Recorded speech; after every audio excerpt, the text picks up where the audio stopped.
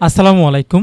কম্পিউটারের দোকানে যখন একটা ছবি নিয়ে আসে, পাসপোর্ট সাইজ ছবি, বলে যে ভাই এই ছবি থেকে আমাকে একটা ছবি তৈরি করে দেন। আমাকে কাস্টমার বলছে যে এই ছবি থেকে একটা ছবি তৈরি করে দেন। তাহলে আপনি কি করবেন? দেখুন ছবিটা আমি জুম করে আপনাকে দেখাচ্ছি। জুম করার সাথে সাথে কিন্তু ছবিটা ফেটে যাচ্ছে। এই অবস্থাতে যদি আমি ছবিটা বের করে দিই তাহলে কাস্টমার বলবো যে উনি মনে হয় ছবি বের করতে পারে না। দেখুন ছবি এইভাবে যদি বাইর করেন তাহলে ছবিটা ফাটা ফাটা আসবে, ছবিটা সুন্দর দেখাবে না। আপনার দোকানের ছবি হতে হবে ইউনিক। ঠিক আছে, আমি দেখুন এই ছবিটাকে একটু তৈরি করলাম। ছবির মুখমণ্ডল যে মুখমণ্ডল রয়েছে এটা একেবারে জেনুইন রয়েছে, কোনো ধরনের ছবি আপস্কেল হয় নাই। যে অনেক সময় আমরা জেমিনিতে বিভিন্ন জায়গাতে ছবি এনহান্স করতে গিয়ে ছবির রেজুলেশন পাল্টে ফেলি, ছবির যে কোয়ালিটি আছে সেটা চেঞ্জ করে ফেলি, মুখমণ্ডলটা পরিবর্তন করে ফেলি। সেই ক্ষেত্রে গিয়ে কাস্টমারের মুখটা একেবারে চেনাই যায় না, সেরকম করে ফেলি। তাহলে আমরা কি করব, আজকে থেকে আমি আপনাদেরকে দেখাচ্ছি। এই ছবিটা আমি ডিলিট করলাম। এই ছবিটা কাস্টমারের ছবি। এই ছবিটা প্রথমে পাসপোর্ট সাইজে আমি ক্রপ করে নিব। সেটা করার জন্য ফটোশপের এখানে 1.5 ইঞ্চি, 1.9 ইঞ্চি, রেজুলেশন 300 এইভাবে করে দিয়ে আমি এই ছবিটাকে ক্রপ করে নিব। ক্রপ করার পর ইন্টারে ক্লিক করলাম। এই ছবিটা এখন পাসপোর্ট সাইজে ক্রপ হয়ে গিয়েছে। এখন আমি এই ছবিটা ডেস্কটপে সেভ করব। দেখুন এখান থেকে সেভ এসে ক্লিক করে এটা আমি ডেস্কটপে সেভ করে নিলাম। এই যে দেখুন সেভে ক্লিক করে এটা আমি ডেস্কটপে সেভ করে নিলাম।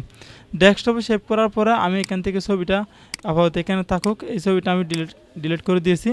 এখন আমি ডেস্কটপে সেভ করা ছবিটা আপনাকে একটু দেখাচ্ছি। এই ছবিটা ডেস্কটপে সেভ হয়েছে। এখন আমি গুগল ক্রোমে চলে যাব। গুগল ক্রোমে আসার পরে এখানে লিখব কাট আউট প্রো। এই যে দেখুন আমি আগে সার্চ করে রাখছি cut out, CUTOUT PRO, cut out pro নামে সার্চ করে তারপর আমি কাট আউট প্রো ওয়েবসাইটে এখানে চলে আসলাম। এখানে চলে আসার পরে এই জায়গাতে প্রোডাক্টে ক্লিক করব।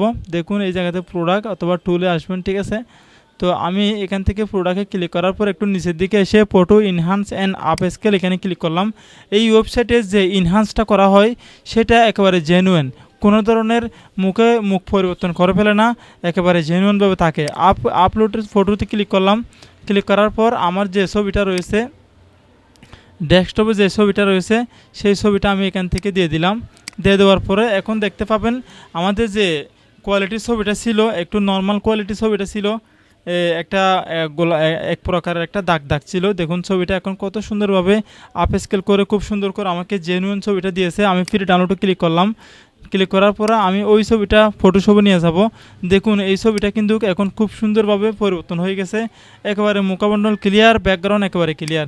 এখন দুইটা ছবি থেকে আমি জুম করে আপনাদেরকে দেখাই। এই ছবিটা ব্যাকগ্রাউন্ড সুন্দর করে দিয়েছে এবং মুখের যে ইয়েটা ছিল সেটাও একটু পরিবর্তন করে দিয়েছে। দেখুন খুব সুন্দরভাবে। এখন আমি কাস্টমারকে এভাবে করে আবার একটা ক্রপ করে তারপর একটু ছোটো করে নিব, কারণ আপ স্কেল করার কারণেও ছবিটা একটু বড় হয়ে গেছিলো। এখন পাসপোর্ট সাইজ করে আবারও ক্রপ করে নিলাম। ক্রপ করে নিয়ে কন্ট্রোল N দিলাম। কন্ট্রোল N দিয়ে ওপেনে দিলাম। ওপেনে দিয়ে আমি ছবিটা এভাবে করে মুভ টুলের সাহায্যে এ পাশে নিয়ে আসলাম। নিয়ে আসার পরে এখন এই ছবিটাকে আমি যে কয়টা মন চাই সেই কয়টা এখান থেকে আমি করে নিতে পারবো। আমি এক লাইনে 5টা করে ছবি দিয়ে থাকি। 5টা করে ছবি দিয়ে তারপরে কিবোর্ডটাকে কন্ট্রোল P বাটন প্রেস করে এখান থেকে প্রিন্ট অপশনে ক্লিক করলাম। তারপর প্রসেটে ক্লিক করলাম। তারপর এখান থেকে আমার প্রিন্টারটি সিলেক্ট করে দিলাম। তারপর প্রপার্টিসে চলে আসলাম। প্রপার্টিসে আসার পরে এখান থেকে অপশন প্রিমিয়াম গ্লোসি দিলাম। তারপর এখানে হাই দিয়ে আমি ওকে দিলাম। ওকে দিয়ে এখান থেকে আবার ওকে দিলাম। দেখুন এখন আমার ছবিটা একেবারে প্রিন্ট পর্যন্ত শেষ হয়ে গেছে। ঠিক আছে, নেক্সটে নিয়ে আসবো আপনাদের জন্য আমি আরও দারুণ দারুণ ভিডিও। ফেসবুক থেকে দেখে থাকলে ফলো করে দিবেন, ইউটিউব থেকে দেখে থাকলে সাবস্ক্রাইব করে দিবেন। আসসালামু আলাইকুম রহমতুল্লাহি ওয়া বারাকাতুহু।